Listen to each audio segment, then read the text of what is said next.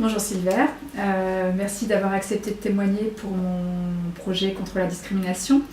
Est-ce que tu peux commencer par nous parler de ton handicap? Alors, j'ai eu une tumeur cancéreuse 6 mois après la naissance, donc appelée un neuroblastome médulaire, qui a atrophié les muscles au niveau de mes jambes et donc posé des problèmes à la marche. Donc maintenant, j'en ai plus que les séquelles, mais j'ai toujours des problèmes à me déplacer et j'utilise un fauteuil roulant depuis quelques temps pour assurer ma stabilité. Donc comment tu as vécu ta maladie, ton handicap pendant ta jeunesse et ton adolescence? On va dire que j'ai eu la chance d'avoir un père instituteur qui a facilité mon intégration dans un milieu ordinaire, un milieu scolaire ordinaire, donc je n'étais pas entouré de personnes handicapées, mais donc de personnes qui n'avaient soi-disant pas de handicap. Et ça a permis en fait de faire comprendre à mon entourage que ce handicap était le mien et pas le leur. Et donc quand on l'explique au plus jeune âge avec des mots simples, on peut plus facilement faire comprendre ces choses-là. Donc il est vrai que ça n'a pas posé de problème, on va dire, au niveau de ma scolarité. Mais à partir du collège, j'ai eu le besoin d'être opéré et été dans un centre de rééducation où là je me suis retrouvé dans un milieu du handicap, et c'est vrai que pour moi ça a contrasté avec ma vie d'avant. De quel point de vue?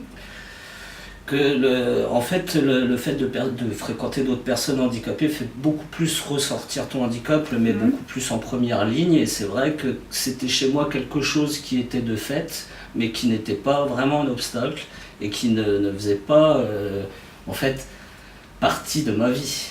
Parce que toi, tu avais toujours été élevé comme un enfant ayant un handicap, mais qui n'était pas forcément un problème, justement la démarche était l'amélioration, était juste de faire en sorte que ce handicap, qu'on ne peut pas enlever forcément, soit quelque chose d'habituel.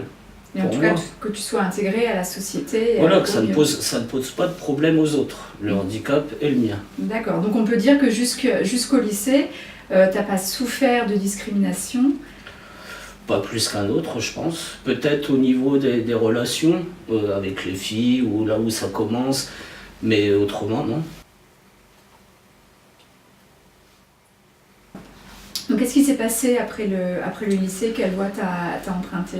J'ai choisi de percer un petit peu dans le sport, donc j'avais commencé le sport, ce qu'on appelle l'handisport, mais c'est vrai qu'à cette époque il n'y avait rien de professionnel, donc j'ai vraiment choisi une carrière qui s'en rapprochait, donc j'ai choisi les médias, et j'ai aussi voulu, donc, comme on dit, voyager et essayer d'être autonome au maximum, donc même en bravant les problèmes d'accessibilité de la SNCF, où j'ai fait un petit bout de route pour découvrir un petit peu mes capacités et puis voir aussi jusqu'où je pouvais aller et ce qui était le mieux pour moi.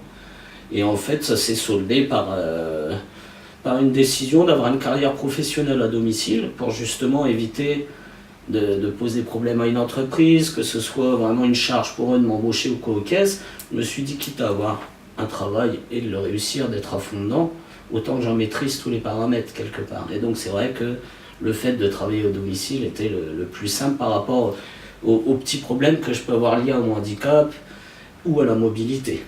Donc en fait, tu as utilisé ce temps pour te prouver que tu étais capable d'être autonome. Voilà, tout à fait, oui. C'est vrai que c'était de toute façon primordial pour moi d'essayer, d'y goûter et de voir comment après adapter ma vie pour qu'elle se passe au mieux. Et c'est vrai que ça dépend aussi beaucoup des autres, et donc c'est là qu'on peut parler quelque part de discrimination. Mais ça a été pour moi le fait de dire que mon handicap est le mien et pas celui des autres. Après, c'est vrai que les gens font ce qu'ils peuvent pour aider, mais des solutions, c'est plutôt dur à trouver quelque part au niveau du handicap, parce que le handicap peut être tellement de nature que... Alors justement, on va y venir après, parce que tu vas nous expliquer quels problèmes tu as rencontrés justement et quelles ont été les solutions ou celles qu'on pourrait mettre en place. Tu as dit que tu étais revenu, donc tu avais voyagé en France, que tu étais, suite à ce que tu as vécu, tu es revenu dans l'Oise. Pour t'orienter, tu as fait une formation de graphiste, c'est ça? Voilà, 110, ouais. Voilà, pour pouvoir travailler donc à domicile. C'est ce qui paraissait le plus simple à mettre en place. Et c'est là-dessus que je pouvais avoir le plus d'aide, on va dire, au niveau de ma formation. Donc là, on décroche du handicap. Hein, Et c'est vrai que j'ai commencé à construire ma vie donc à Chantilly, à travailler dans des milieux sportifs, etc. Et que j'ai vu qu'il y avait certains problèmes quand même aux aides, par rapport aux aides à la création d'entreprises, financières donc. Voilà, et qui sont spécifiques aux personnes handicapées. Donc c'est vrai qu'il y a beaucoup d'aides qui sont dites, mais après au niveau de l'obtention, au niveau de l'application, il y a beaucoup plus de problèmes qui se posent. Parce que la communication simple est de dire on aide les personnes, et la deuxième étape c'est mais si vous ne dépassez pas telle ressource. Et ma première expérience a été au niveau professionnel. Et j'ai vu qu'après ça débordait sur le social, sur la vie de couple, sur beaucoup de choses en fait. Et c'est là que j'ai commencé à connaître une vraie discrimination par rapport aux personnes en situation de handicap. Donc en rentrant dans la vie active, et donc en te mettant en couple. Voilà. Alors donc concrètement, comment ça s'est traduit? Ce qui s'est passé, c'est que la première année, ma petite amie donc, ne touchait pas un salaire réel, mais une fois qu'elle a commencé à le déclarer, je vais dire, l'État s'est permis de me mettre sous tutelle. Donc ils lui ont imposé la tutelle financière par rapport à moi en m'enlevant toutes mes aides. Donc que ce soit mon allocation adulte handicapé ou mes APL ou autres. Et donc c'est vrai que ces conditions d'attribution des aides dépendent non pas de la personne handicapée, mais de son entourage. Et donc ce qui fait que du mois de décembre où je touchais 800 € et payais 660 € de logement, le mois de janvier je me suis vu toucher 200 € d'allocation et payer 350 € de loyer. Donc ça fait quand même une différence. Parce que ton amie avait intégré le logement.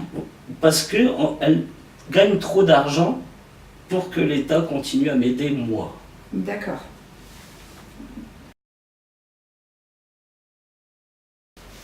Alors quand tu parles d'accessibilité, tu parles bien d'avoir accès aux bâtiments publics en fauteuil roulant. Ce qu'on appelle, les accès publics, mais c'est aussi l'accessibilité au transport, c'est un peu une globalité. Un bâtiment accessible, si on ne peut pas y aller, il est accessible pour rien quelque part. Donc c'est là où ça se rapproche aussi du milieu du travail, c'est que n'ayant pas les moyens de passer le permis, je dois m'appuyer sur les transports en commun. Alors, tu pourrais avoir des aides pour passer le permis dans ta situation? Sur facture acquittée. C'est-à-dire que malgré mes pauvres moyens, je dois d'abord payer pour être remboursé. D'accord. Donc ce qui pose encore un gros problème. Parce que donc tu n'as pas les moyens là de passer le permis. Ni de m'acheter une voiture, ni de payer l'assurance parce qu'il y a du matériel qui est coûteux. C'est ce que j'allais dire, il faut équiper la voiture. Une assurance, la voiture, le matériel, les fauteuils roulants. Car si j'ai un accident, il faut me rembourser mon fauteuil roulant. Et vu mes moyens, ma voiture coûtera certainement moins cher que le fauteuil roulant. Donc au final, c'est quelque chose qui ne m'est pas accessible financièrement, sauf si je demande leurs fameuses aides, mais je dois d'abord payer pour être remboursé.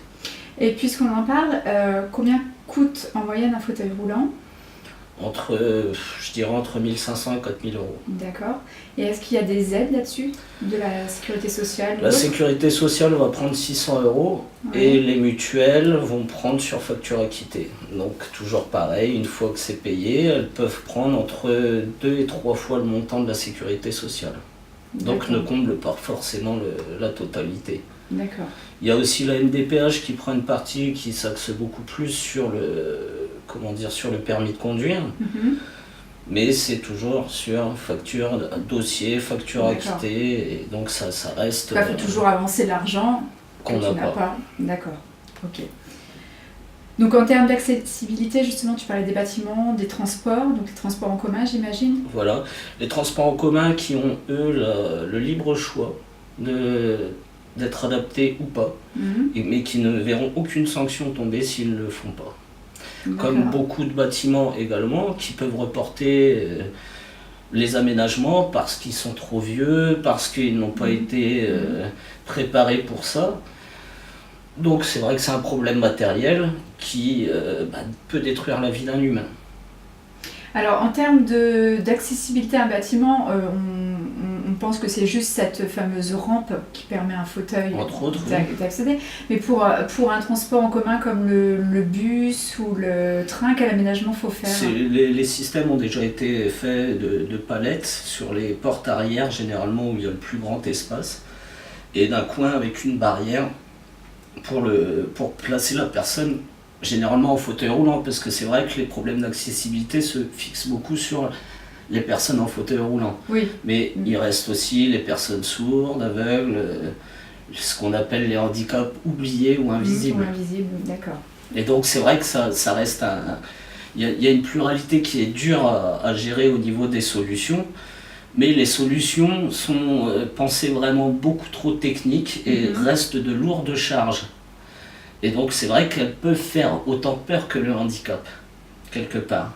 Et que les gens donc s'en dédouanent assez facilement par report ou par justement en trouvant le fait que ce soit non applicable.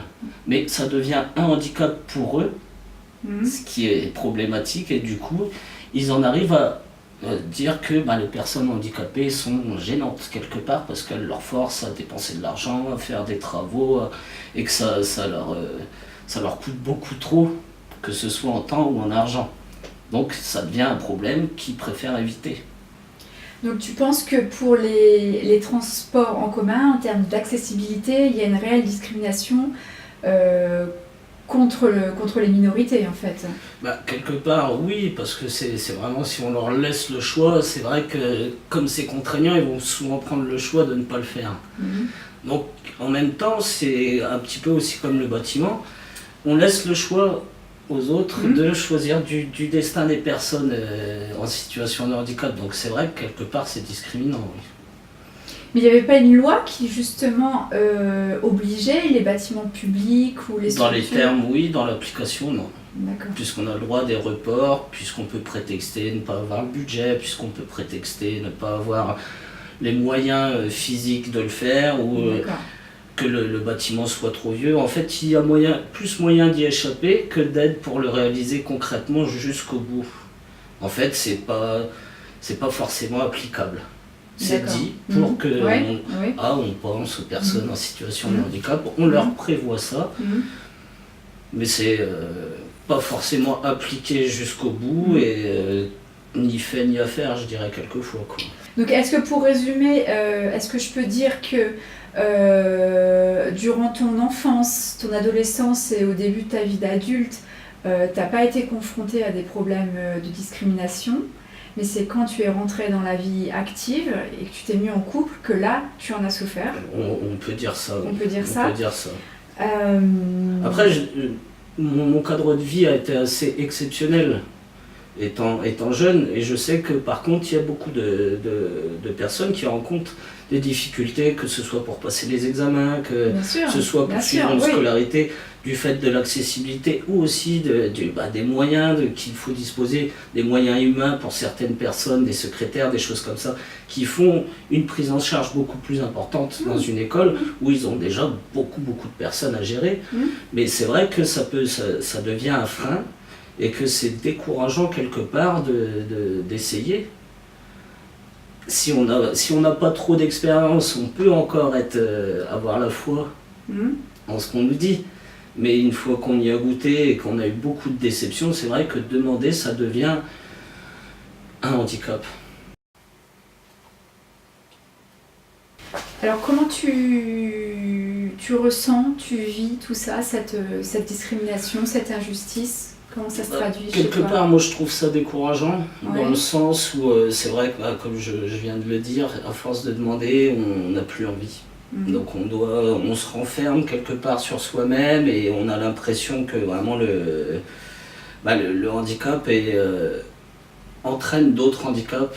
C'est-à-dire que même le fait d'avoir surmonté le handicap physique entraîne un handicap social, dans le sens où on a beau avoir les meilleures intentions, se mettre vraiment des armes de côté et être préparé à ça, on arrive toujours à être déçu par rapport à, c'est vrai, ce qu'on peut entendre et ce qu'on a réellement derrière, quoi. C'est quelque chose qui sonne creux chez moi, parce que je trouve ça tellement hypocrite de dire qu'on va aider quelqu'un et qu'au final, la personne qui vient demander de cette aide ne l'a pas.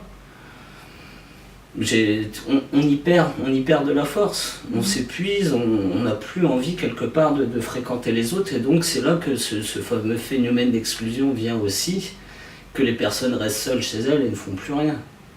Et donc, on peut aussi se servir de cet exemple pour dire que les gens ne font pas forcément, enfin les institutions n'ont pas forcément mis en place les bonnes choses, parce qu'elles détruisent plus la personne qu'elle ne l'aide. C'est vrai que c'est fait sur une globalité, comme j'ai dit tout à l'heure, le handicap a plusieurs visages, on va dire. Mais quelque part, je pense que les décisionnaires ne sont pas assez concernés pour appliquer des choses qui pourraient être beaucoup plus simples, mais tellement plus efficaces. Et donc tu penses que c'est une question humaine en fait, de personne, ou une question de loi qui est mal... Un peu des deux. On va regrouper en disant que ce sont les personnes qui décident ces lois, qui n'ont pas conscience de ce qu'elles disent et ce qu'elles mettent en place, parce qu'elles font ça par rapport à une théorie, par rapport à une formation, quelque chose qu'ils ont appris, mais pas quelque chose qu'ils ont vécu. Qui est réel, oui. Et toi, au niveau de ta maladie, de ton ressenti, est-ce que ça influe dessus? Est-ce que ça fait que... Quelque part, il y a des moments noirs, comme chez tout le monde, on va dire que oui, je regrette d'être une personne handicapée.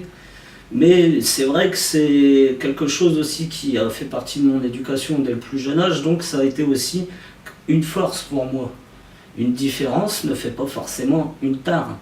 Une différence, ça peut être quelque chose de mieux que les autres.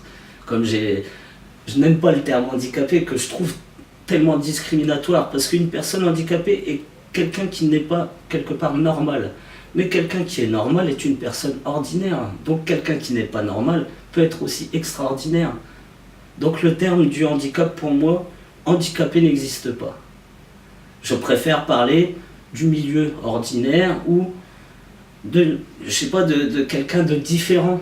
Mais on reste tous des hommes quelque part, et au final, il n'y a pas de... Le handicap est chez tout le monde, une personne qui a des lunettes, une personne obèse. Les adaptations sont faites dans d'autres pays. On voit aux États-Unis où l'obésité est prépondérante. Toutes les voies sont aménagées en plan inclinable, il y a des cordes pour...